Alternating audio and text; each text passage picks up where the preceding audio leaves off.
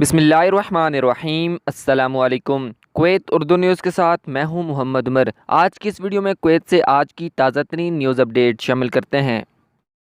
خبر ہے کہ سلمیہ کے علاقے میں 18 غیر ملکی جوا کھیلتے ہوئے رنگے ہاتھوں پکڑے گئے۔ تفصیلات کے مطابق وزارت داخلہ نے سلمیہ کے علاقے میں ایک گھر میں جوا کھیلنے والے 18 غیر ملکیوں کو گرفتار کر لیا ہے۔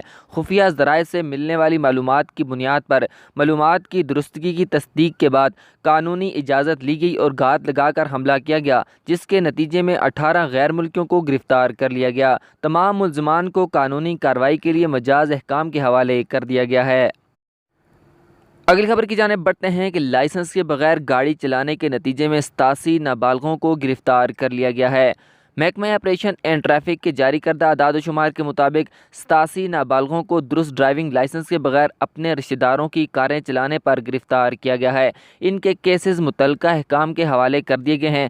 رپورٹ میں اس ماہ کی 11 سے 17 تاریخ کے دوران 30,217 بلا تفریق خلاف ورزیاں جاری کی گئی، جن میں سے 71 خلاف ورزی کرنے والوں نے سنگین خلاف ورزیوں کو محکمہ ٹریفک کے حوالے کیا ہے۔ اگلی خبر کی جانب بڑھتے ہیں کہ سیاسی پناہ کے چکر میں لندن بھاگنے والا بیدون کویت ایئرپورٹ سے گرفتار کر لیا گیا۔ کویت بین الاقوامی ہوائی اڈے کے سیکورٹی افسران نے نامعلوم شہریت کے حامل شخص بیدون کو گرفتار کیا، جس نے ایک کویتی شہری کے پاسپورٹ کے ساتھ لندن بھاگنے کی کوشش کی تھی۔ تفصیلات کے مطابق ایک سیکورٹی ذرائع نے بتایا ہے کہ پاسپورٹ میں لگی تصویر اور متعلقہ شخص بیدون کی شکل و صورت میں فرق کی وجہ سے ہوائی اڈے کے سیکورٹی اہلکاروں کو اس بارے میں شبہ ہوا۔ ذرائع نے مزید کہا ہے کہ اسے تفتیشی دفتر بھیجا گیا ہے، جہاں اس نے اعتراف کیا ہے کہ پاسپورٹ ایک شہری کا ہے اور اس نے پاسپورٹ کے مالک کے بھائی کے ساتھ معاہدے کے بعد اسے استعمال کیا ہے۔ تینوں فریقین کے خلاف جلیب الشیخ پولیس اسٹیشن میں مقدمہ درج کر کے سرکاری دستاویزات میں جعلسازی کے الزام میں گرفتار کر کے حوالات بھیج دیا گیا ہے۔ اگلی خبر کی جانب بڑھتے ہیں کہ کویت اپنا 61واں یوم آزادی 19 جون کو منائے گا۔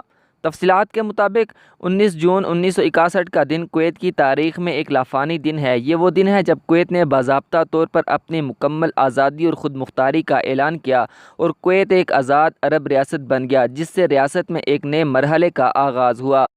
کویت کی 61ویں سالگرہ آج منائی جا رہی ہے۔ ریاست نے اپنے جدید معنوں میں اس وقت آغاز کیا جب اعلان آزادی پر دستخط کیے گئے اور برطانوی حکومت کے ساتھ تحفظ کا معاہدہ منسوخ کیا گیا۔